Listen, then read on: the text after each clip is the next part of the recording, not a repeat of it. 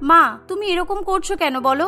তুমি তো বুঝতেই পারছো এখন আমার কাজের কতটা দরকার। তোমার শরীর অসুস্থ, আর তোমার চিকিৎসার জন্য আমার অনেক টাকার দরকার। গ্রামে থেকে আমি ভালো কোনো কাজ খুঁজেই পাবো না, সেই জন্য আমাকে তো বাধ্য হয়ে শহরে যেতেই হচ্ছে। তুমি একটু বোঝার চেষ্টা করো।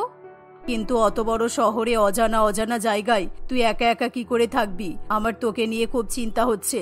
তুই শহরে চলে গেলে আমি তোর চিন্তায় চিন্তায় একেবারে পাগল হয়ে যাব। আমি একা একা থাকবো না তো মা, শহরে আমার বন্ধু তিতলিও তো আছে।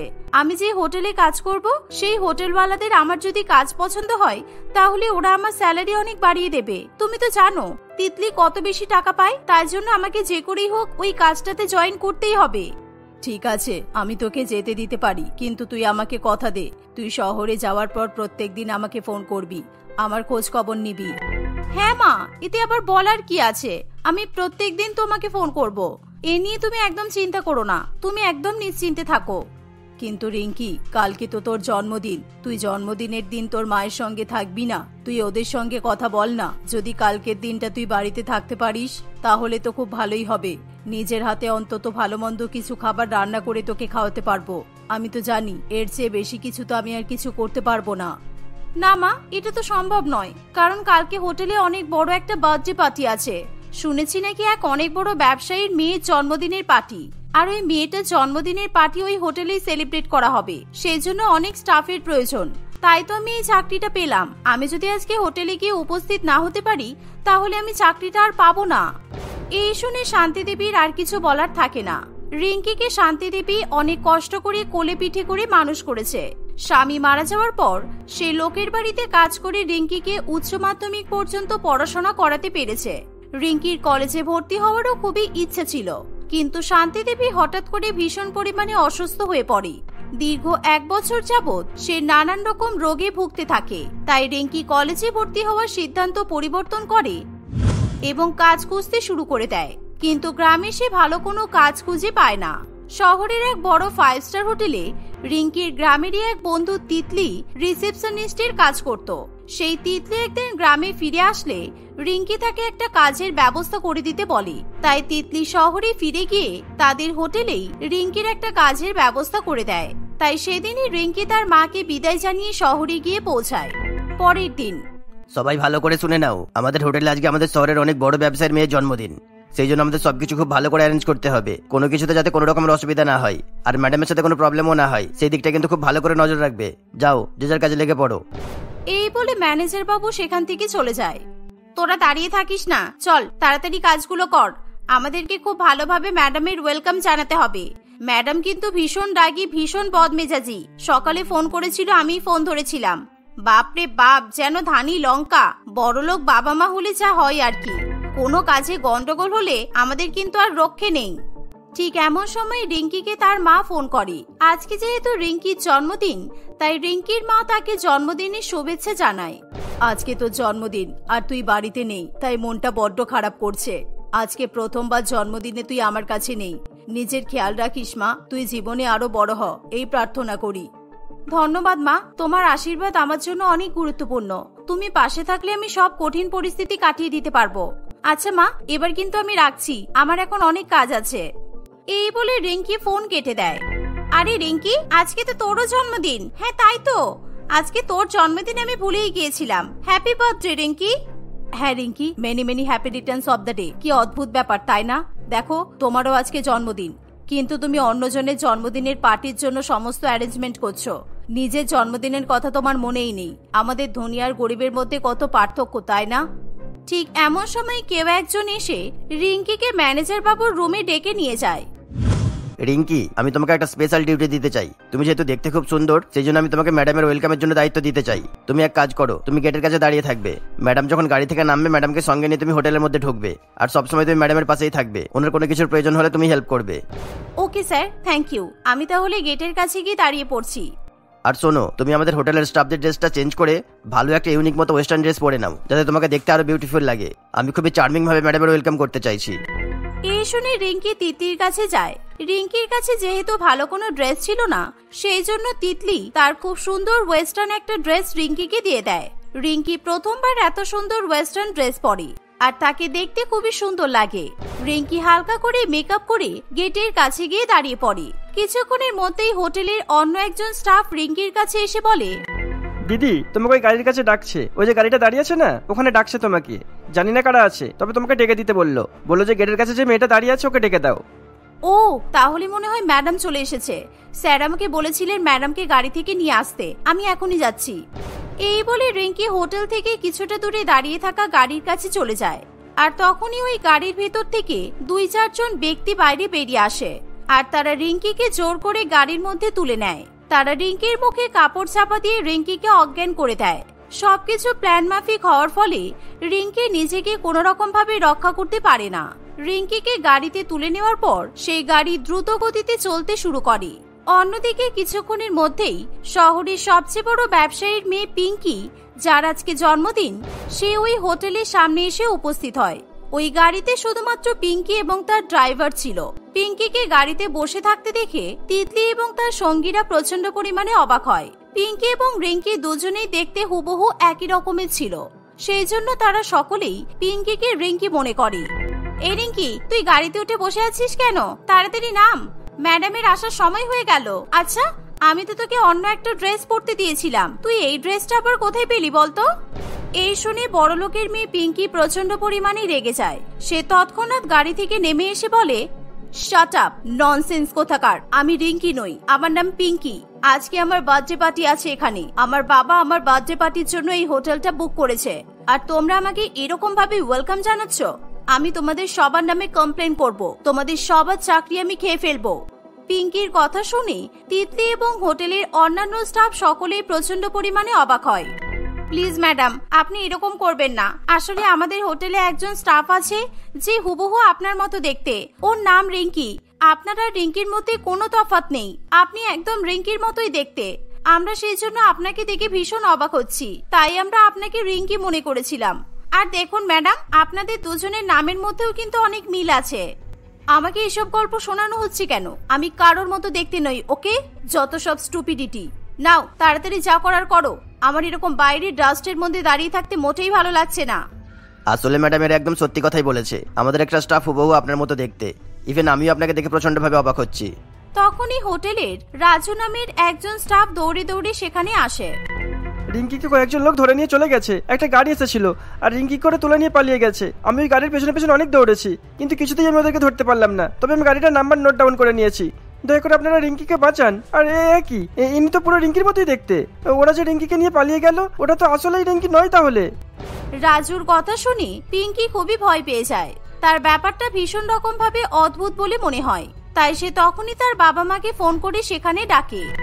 আসলে আমি আপনাদের কাছে হাত জোড় করে ক্ষমা চাইছি। আসলে এই সমস্ত কিছু আমার জন্যই হচ্ছে। আমার একটা বিজনেস পার্টনার আছে, ওর নাম শঙ্কর আমার আবার শত্রুতা করে আমার মেয়েকে ভাগিয়ে নিয়ে যেতে চেয়েছিল। আমার মনে হয় যেহেতু আপনারা বলছেন ওই মেয়েটা আমার মেয়ের মতোই দেখতে, সেই জন্য ওরা হয়তো ওই মেয়েটাকে পিঙ্কি মনে করে তুলে নিয়ে গেছে।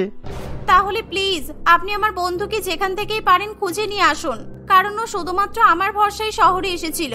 ওর কিছু হয়ে গেলে আমি ওর মাকে জবাব দিতে পারবো না। আমি অলরেডি পুলিশকে ফোন করে দিয়েছি, আর আমার লোকজনদেরকে ওই গাড়ির পেছনে রওনা করেছি। কিছুক্ষণের মধ্যেই আমি আপনাদের রিঙ্কিকে নিয়ে চলে আসবো। হোটেলের ম্যানেজার বাবু মনে করে এরকম একটা ঘটনা রিঙ্কির মাকে অবশ্যই জানানো উচিত, তাই সে রিঙ্কির মাকেও ফোন করে শহরে আসতে বলে। সকলে ভীষণ পরিমাণে চিন্তা করতে শুরু করে। কয়েক ঘন্টার মধ্যে রিঙ্কিকে উদ্ধার করে সেখানে ফিরিয়ে নিয়ে আসা হয়। পিঙ্কি এবং রিঙ্কি দুজনকে পাশাপাশি দাঁড়িয়ে থাকতে দেখে সকলেই প্রচন্ড পরিমাণে অবাক হয়, কারণ তাদের মধ্যে পার্থক্য করা খুবই মুশকিল হয়ে পড়ে। এমন সময় সেখানে শান্তি দেবী এসে পৌঁছায়। শান্তি দেবীকে দেখে পিঙ্কির বাবা মা দুজনেই তাকে চিনতে পারে।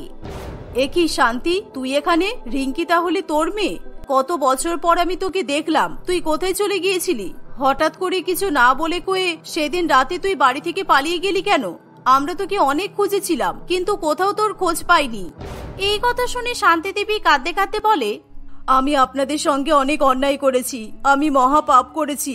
রিঙ্কি আমার মেয়ে নয়, আসলে রিঙ্কি আপনাদের মেয়ে। সেদিন রাতে আপনার যমজ মেয়ে হয়েছিল, আর আমার যেহেতু কোনো সন্তান ছিল না, সেই জন্য আমি রিঙ্কিকে চুরি করে নিয়ে পালিয়ে গিয়েছিলাম। আমাকে ক্ষমা করে দিন আপনারা। শান্তি দেবীর মুখে এমন কথা শুনে পিঙ্কি এবং তার বাবা মা দুজনেই কান্নাকাটি করতে শুরু করে। এতদিন পর রিঙ্কিকে ফিরে পেয়ে তারা খুবই খুশি হয়। তার মানে রিঙ্কি আমার মেয়ে? তুই এত বড় সত্যিটা আমাদের থেকে কিভাবে লুকিয়ে রাখলি? তুই এটা ঠিক করিসনি শান্তি, একদমই ঠিক করিসনি। এত বছর আমার মেয়েটাকে তুই আমার থেকে এত দূরে সরিয়ে রাখলি। রিঙ্কি মা, আমার বুকে আয় মা, আমার বুকে আয়। ও মাই গড, আমার যে এরকম একটা যমজ বোন থাকতে পারে আর সে কিনা আমার মতো হুবহু একই রকম দেখতে, এটা তো আমি কখনো স্বপ্নেও ভাবতে পারিনি। আমাদের দুজনকে একদম সেম দেখতে। মম, ড্যাড, রিঙ্কি তাহলে আমাদের সঙ্গে থাকবে তো এবার থেকে? আর আজকে তো আমাদের দুই বোনেরই জন্মদিন। Oh my God, I am so excited. আজকে তাহলে আমাদের দুজনের একসঙ্গে বার্থডে সেলিব্রেট হবে। হ্যাঁ মা, রিঙ্কি আজ থেকে তোমাদের কাছেই থাকবে। আমি হয়তো রিঙ্কিকে তোমার মতো সুখে রাখতে পারিনি, কিন্তু আমি যতটা পেরেছি আমার মায়া মমতা দিয়ে রিঙ্কিকে সবসময় আগলে রাখার চেষ্টা করেছি। কিন্তু এবার রিঙ্কিকে তোমাদের কাছে ফিরিয়ে দেওয়ার সময় চলে এসেছে। আমি আর কখনো আমার মুখ তোমাদেরকে দেখাবো না। রিঙ্কি মা, আমি চললাম, তুই ভালো থাকিস। না মা, তুমি কোথাও যাবে না, কারণ তো আমি এ সমস্ত কিছু জানতাম না। আমি ছোটবেলা থেকে তোমাকে আমার মা মনে করে এসেছি, আর আমি তোমাকে ছাড়া কিছুতেই থাকতে পারবো না।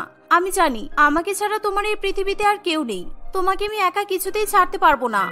হ্যাঁ শান্তি, রিঙ্কি একদম ঠিক কথাই বলছে। তুই এবার থেকে আমাদের সঙ্গে আমাদের বাড়িতেই থাকবি, কারণ আমি রিঙ্কিকে জন্ম দিলেও রিঙ্কির লালন পালন তুই করেছিস। তাই রিঙ্কির একটা নয়, দুটো মা। ওকে চলো, এবার চলো তোমরা। আমাদের দুই যমজ বোনের একসঙ্গে বার্থডে সেলিব্রেশন হবে। I am so excited. Happy birthday my sweet sister. এভাবে সেদিন পিঙ্কি এবং রিঙ্কি দুই যমজ বোনের খুবই জাঁকজমকভাবে 5 স্টার হোটেলে বার্থডে সেলিব্রেশন করা হয়। প্রথমবার এত রাজকীয়ভাবে রিঙ্কি নিজের বার্থডে সেলিব্রেট করে, তাই সে খুবই খুশি হয়। সেদিনের পর থেকে রিঙ্কি ও পিঙ্কির মতো বিলাসবহুলভাবে বড়লোকেদের মতো জীবনযাপন করতে শুরু করে। প্রিয়া, এই প্রিয়া, তুই কি এখনো ঘুম থেকে উঠবি না? তাহলে তোর বাবা আর তোর দাদা ব্রেকফাস্ট করে সেই কখন অফিসে চলে গেল, আর তোর কি এখনো ঘুম থেকে ওঠার সময় হলো না? মা, তুমি এই সকাল সকাল ঠিক আমার ঘুমটা ভাঙিয়ে দাও। আমি তো কিছুতেই বুঝতে পারি না, আমি ঘুমালে তোমার কিসের এত প্রবলেম? প্রবলেম আবার কিসের তুই বুঝতে পারছিস না? তোর বাবা আর তোর দাদা তোর জন্য বিয়ের সম্বন্ধ খোঁজা শুরু করে দিয়েছে। এবার তো একটু সকাল সকাল ওঠা অভ্যাস কর, না হলে শ্বশুর বাড়ি গিয়ে কি করবি? আসলে কালকে রাত্রিবেলাতে ঠিকঠাক ভাবে ঘুম হয়নি, তার জন্য তো সকালবেলা উঠতে পারছি না। আচ্ছা যাও, আমার টাইম হলে আমি ঠিক উঠে পড়বো, তুমি তোমার কাজটা করে নাও। আচ্ছা, ঘুম হয়নি নাকি কালকে রাত্রিবেলা আবার বন্ধুদের সঙ্গে লুকিয়ে চলে গিয়েছিলিস? দাঁড়া, তোর বাবাকে আজকে বলবোই এই জানালাটা একদম সারা জীবনের মতো বন্ধ করে দিতে। প্রতি রাতে তুই বন্ধুদের সঙ্গে এই জানালাটা দিয়ে বাইরে চলে যাস, তার মানে নিশ্চয়ই তুই কালকেও গিয়েছিলি, তাই তো? যা, এবার মনে হয় মা বুঝতেই পেরে যাবে কেন যে শুধু শুধু ঘুম হয়নি এটা বলতে গেলাম। এখন তো আমি নিজের জালে নিজেই ফেসে গেলাম। যেদিন তোকে হাতে হাতে ধরতে পারবো না সেদিন বোঝাবো মজা। তুই তোর মাকে মিথ্যা কথা বলছিস। তুই কি ভেবেছিস আমি তোকে চিনি না? চুপ করে তাড়াতাড়ি উঠে পড়। বন্ধুদের সঙ্গে পিকনিক পার্টি করা ছাড়া তোর তো আর কোনো কাজই নেই। এই বলে সুতপা দেবী সেখান থেকে চলে যায়। আসলে সুতপা দেবী ঠিকই বলছিল। প্রিয়া তার মা সুতপা দেবী এবং বাবা সোমনাথ বাবু আর একমাত্র দাদা প্রকাশের সঙ্গে বাস করে। সোমনাথ বাবু এবং প্রকাশ তারা দুজনেই মাস গেলে বেশ মোটা টাকা ইনকাম করে, কারণ তাদের নিজেদের একটা পার্সোনাল বিজনেস ছিল, আর সেটা থেকে তারা টাকায় ইনকাম করত। প্রিয়ার কোনো কিছুরই অভাব ছিল না। সে যা চাইতো তার বড় দাদা তাকে সবসময় তাই দিত, আর এই কারণে প্রিয়া এখনো পর্যন্ত বাড়ির কোনো কাজে হাত দেয়নি, যার কারণে সুতপা দেবী সবসময় এত রেগে থাকতো। ছোটবেলা থেকে প্রিয়ার অনেক বন্ধু বান্ধব আছে, তাদের সঙ্গে প্রিয়া সবসময় পিকনিক করতে চলে যায়। প্রিয়া পিকনিক করতে খুবই ভালোবাসে। নতুন বছর পড়লেই বন্ধুদেরকে নিয়ে পিকনিক করতে সে বেরিয়ে পড়তো। আর এখন প্রিয়া বিবাহ উপযোগী, তাই তার বাবা এবং দাদা তার জন্য সম্বন্ধ দেখা শুরু করেছে। মা, এই দেখো, এই ছেলেটাকে দেখো তো তোমার পছন্দ হয়েছে কি? সত্যি ছেলেটার ফটোটা দেখে তো খুব ভালোই লাগছে। ছবিতে মানুষটা দেখতে অনেক সুন্দর লাগছে, কিন্তু সামনাসামনি যদি এত সুন্দর না হয় তাহলে তো আমার মেয়েটার জীবনটাই বেকার হয়ে যাবে। মা, বাবা তো বলেছিল ছেলেটা অনেক সুন্দর আর অনেক ধনী মা বাবার একমাত্র সন্তান। আচ্ছা, একবার না হয় প্রিয়াকে দেখা, ওর যদি পছন্দ হয় তাহলে একবার সামনেই দেখা করতে বলবো। যদি পছন্দ হয়ে যায় তাহলে কথা আগে বাড়বে, আর না হলে এই ছবি দেখে কোনো কথা বলা যাবে না। আসলে সুতপা দেবী কোনো কারোর ফটো দেখে বিশ্বাস করতে চাইতো না, কারণ সে জানতো ফটোতে একরকম দেখায় আর সামনাসামনি অন্যরকম দেখায়। এই কারণে সুতপা দেবী নিজের মেয়ের জন্য পাত্রকে সামনাসামনি ভাবেই দেখতে চাইছিল। এভাবেই কথাবার্তা বলার পর প্রকাশ তার বাবাকে গিয়ে তার মায়ের কথাগুলো বলে। সোমনাথ বাবুও তার স্ত্রীর কথাতে একমত দেয়। এরকম ভাবে দেখতে দেখতে কিছুদিন কাটে। সোমনাথ বাবু প্রিয়ার জন্য যে ছেলেটাকে দেখেছিল তার নাম ছিল পিন্টু। পিন্টু তার মা পল্লবী দেবী এবং বাবা অশোক বাবুর সঙ্গে বাস করে। সোমনাথ বাবু পিন্টু এবং পিন্টুর পরিবারকে তাদের বাড়িতে আসার কথা জানায়। কিছুদিন পর পিন্টু তার বাবা মায়ের সঙ্গে প্রিয়াকে দেখতে তাদের বাড়িতে আসে। তোমার বাবার মুখ থেকে যতটা শুনেছিলাম তুমি তো তার থেকেও বেশি সুন্দরী। তোমাকে দেখেই আমার খুব ভালো লেগেছে। আমি তো ভেবেই নিয়েছি বৌমা করতে হলে তোমাকেই বৌমা বানাবো। পল্লবী দেবী যখন এসব কথা বলছিল তখন সুতপা দেবী পিন্টুর দিকে তাকিয়ে মনে মনে ভাবে, না, ঠিক যতটা খারাপ ভেবেছিলাম ততটা খারাপ নয়। আমি যেটা ভাবতাম তার থেকেও অনেক বেশি ভালো। সুতপা দেবী এসব ভাবনা চিন্তা করতে করতে সকলের সঙ্গে আবার কথাবার্তায় ভিড়ে যায়। এরকম ভাবেই সকলে মিলে কথাবার্তা বলতে বলতে তারা দুই পক্ষ একটা বিয়ের তারিখ ফাইনাল করে এবং পিন্টু তার পরিবারকে নিয়ে বাড়িতে ফিরে যায়। এমন ভাবেই দেখতে দেখতে বেশ কিছুদিন কাটে। একদিন নতুন বছর পড়ার খুশিতে প্রিয়া তার সকল বন্ধুকে ফোন করে। হ্যালো মধুমিতা, পায়েল, নন্দিনী, তোরা আছিস তো? কি ব্যাপার, এতদিন হয়ে গেল তোদের তো কোনো খোঁজ খবরই নেই। তোরা কি এবছরই পিকনিক করবি না ভেবেছিস? আমি কত আশা করে বসে আছি তোরা ফোন করবি আর আমি বেরিয়ে যাব, কিন্তু আমার মনে হয় তোরা ভুলেই গেছিস পিকনিকের কথা, তাই না? প্রিয়া, আমরা তো সবাই তোর অপেক্ষাতেই বসে আছি। তোর তো বিয়ে ঠিক হয়ে গেল, আমরা তো ভাবলাম তুই হয়তো আর পিকনিক করবি না, কিন্তু তুই যেহেতু বলছিস তাহলে তো পিকনিক করতেই হবে, তাই না? হ্যাঁ সেটাই, আমিও তো ভেবেছিলাম প্রিয়া তুই আর আমাদের সঙ্গে পিকনিক করতে যাবি না। আমাদের সঙ্গে কিন্তু এটাই তাহলে তোর লাস্ট পিকনিক হবে, তাই তো? তোরা কি সব বলছিস? Last picnic? আরে বাবা, আমার তো বিয়ে হয়ে যাচ্ছে। কিন্তু বিয়ে হয়ে যাচ্ছে বলে কি আমি তোদের সঙ্গে পিকনিকও করতে পারবো না? এটা কি কোথাও লেখা আছে? আমি প্রতি বছর তোদের সঙ্গে পিকনিক করতে আসবো। কিন্তু তোর শাশুড়ি মা যদি এসব পছন্দ না করে, বাড়ির বৌমা হয়ে তুই পিকনিক করবি? আমার তো মনে হচ্ছে তোর শাশুড়ি মা এসব কিছু পছন্দ করবে না। পছন্দ করুক বা নাই করুক, আমি তো পিকনিক করবই, সেটা তোদের সঙ্গে হোক বা আমার শ্বশুর বাড়ির ওখানেই হোক, আমার কিছু যায় আসে না।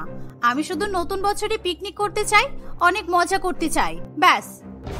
হ্যাঁ হ্যাঁ, সেটা তো হবেই, কিন্তু প্রিয়া তুই যেন নতুন মানুষদের পেয়ে আমাদেরকে ভুলে যাস না।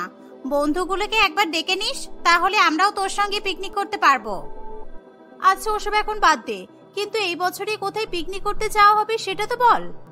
প্রিয়া যখন তার বন্ধুদের সঙ্গে কথা বলছিল তখনই তার মা সেখানে চলে আসে এবং তার মা প্রিয়ার সব কথাই শুনতে পায়।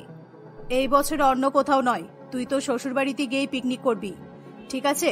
যেখানে ইচ্ছা সেখানে যাবি, তখন আর কেউ বলার মতো থাকবে না। তোর মা তো একদমই নয়। প্রিয়া, তুই কিন্তু আমার কোনো কথাই মানছিস না। দেখ, তোর শাশুড়ি মা শ্বশুর মশাই হয়তো এসব কিছু পছন্দ করবে না। তুই ওদের বাড়ির বৌমা হতে চলেছিস, তাও তুই এখনো এই পিকনিকের ভূত মাথা থেকে নামাতে পারছিস না। মা, তোমার অসুবিধাটা কোথায় বলো তো? আমি তো আমার বন্ধুদের সঙ্গে পিকনিক করতে যাচ্ছি, সেই তুমি আমাদের কথার মাঝখানে কথা বলতে চলে আসো কেন? আচ্ছা মুশকিল তো। আচ্ছা মধুমিতা, তোরা একটা জায়গা ঠিক করে আমাকে মেসেজ করে দিবি, ঠিক আছে? তাহলে আমি সেদিনই ওখানে পৌঁছে যাব। এই বলে প্রিয়া ফোনটা রেখে দেয়। মা, তোমার যতই অসুবিধা থাকুক না কেন, আমি এখানে যেমন পিকনিক করি তেমনি আমি ওখানে গিয়েও পিকনিক করব। বাড়িতে বিয়ে, তোর কি কোনো চিন্তা ভাবনা নেই?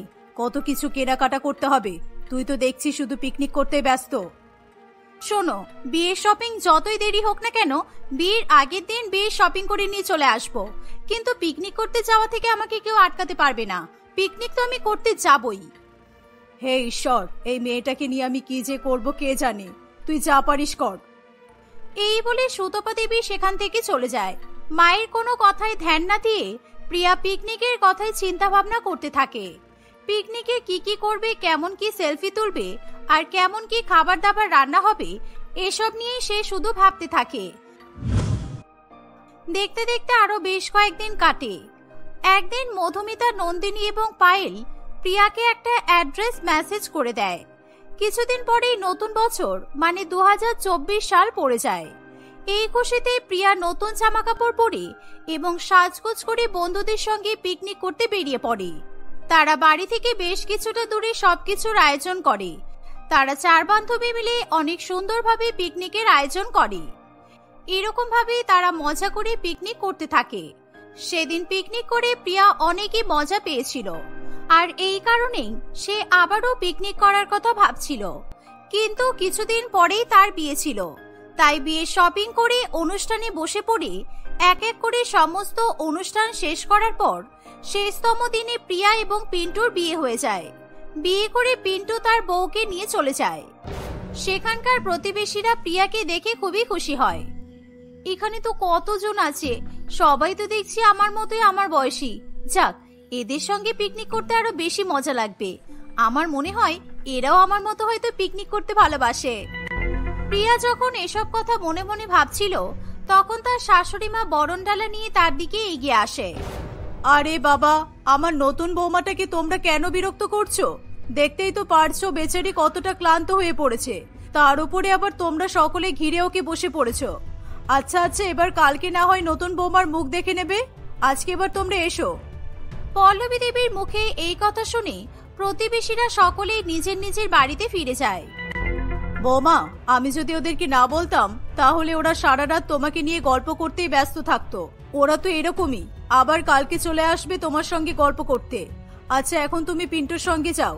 পিন্টু, তুই বৌমাকে নিয়ে যা। পিন্টু তার মায়ের কথা শুনে প্রিয়াকে নিজের রুমে নিয়ে চলে যায়। এরকম ভাবে সেই দিনটা কাটে। পরের দিন সকালে প্রিয়া প্রচন্ড ঠান্ডা পড়ার কারণে অনেক দেরি করেই ঘুম থেকে ওঠে, কারণ সকাল সকাল ঘুম থেকে ওঠা তার একদমই অভ্যাস ছিল না। এই কারণেই পল্লবী দেবী অনেক রেগেছিল, কিন্তু নতুন বৌমা হওয়ার কারণে সে তার বৌমাকে সরাসরি কিছু বলতে পারে না।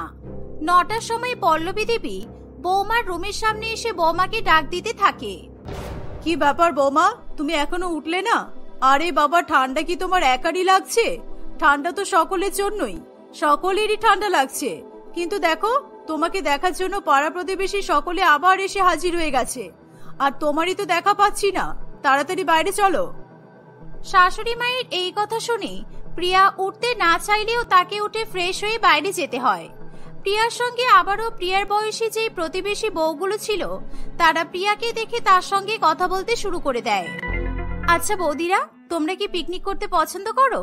তোমরা যদি বলো তাহলে এই নতুন বছর পড়ার শুরুতে আমরা সবাই মিলে পিকনিক করব। কিন্তু প্রিয়া, আমার তো মনে হয় না আমার শাশুড়ি মা শ্বশুর মশাই এসব কিছু মেনে নেবেন। আর আমি যতটুকু তোমার শ্বশুর মশাই শাশুড়ি মাকে জানি, ওনারাও কিন্তু এসব কিছু মেনে নেবেন না। হ্যাঁ নয়না, তুমি একদম ঠিক বলেছো। আমরা যদি তোমার সঙ্গে যাই তাহলে বাড়ির বউ হয়ে এরকম কি করে করলাম এই প্রশ্নের উত্তর সকলকে দিতে হবে। বাড়ির বৌমাদের তো এসব করার অধিকার নেই, যা কিছু আছে বাড়ির মেয়েদের জন্য, বুঝতেই পারছো। আরে বাবা, তোমরা যেহেতু সবকিছু জানো এনারা করতে দেবেন না, তাহলে কেন আমরা বলতে যাব? আমি তো অনেকবার বাড়িতে না বলে পিকনিক পার্টিতে চলে গেছি বন্ধু বান্ধবদের সঙ্গে, তাই এখনো মনে হয় আমাকে সেই বুদ্ধিটাই কাজে লাগাতে হবে। আমরা সকলে মিলে পিকনিক করতে যাব, কিন্তু হ্যাঁ, বাড়িতে যেন কেউ কিছু বলো না। বাড়িতে কিছু বলার প্রয়োজন নেই, ওকে? প্রিয়া, সবই মানছি, কিন্তু যদি এসব জানতে পেরে যায় তাহলে তখন কি হবে? আর তাছাড়া বাড়ি থেকে আমরা কি বলে বের হব? আমরা যদি সকলে মিলে একসঙ্গে বের হই তাহলে নিশ্চয়ই তো এনারা কিছু ভাববেন। সেই সব কিছু সময় আসলে তোমাদেরকে আমি সব বুঝিয়ে দেব। তোমরা যদি আমার মতো ভাবে চলো তাহলে ঠিক তোমরা এই কাজগুলো করতে পারবে, আর আমার মতো পিকনিকও করতে পারবে। তোমরা সকলে চাও তো পিকনিক করতে? প্রিয়ার এই সকল কথা শুনে সেখানে থাকা সকল প্রতিবেশী বউয়েরা সকলে হ্যাঁ বলে দেয়। আসলে তারাও ঠিক প্রিয়ার মতোই পিকনিক লাভার ছিল। পিকনিক করতে তারাও অনেক পছন্দ করত, কিন্তু বাড়ির বউ হয়ে পিকনিক করতে যাওয়া এটা শাশুড়ি এবং শ্বশুর মশাই মেনে নেবে না ভেবে তারা আর বাড়ি থেকে বেরোনোর চেষ্টা করত না।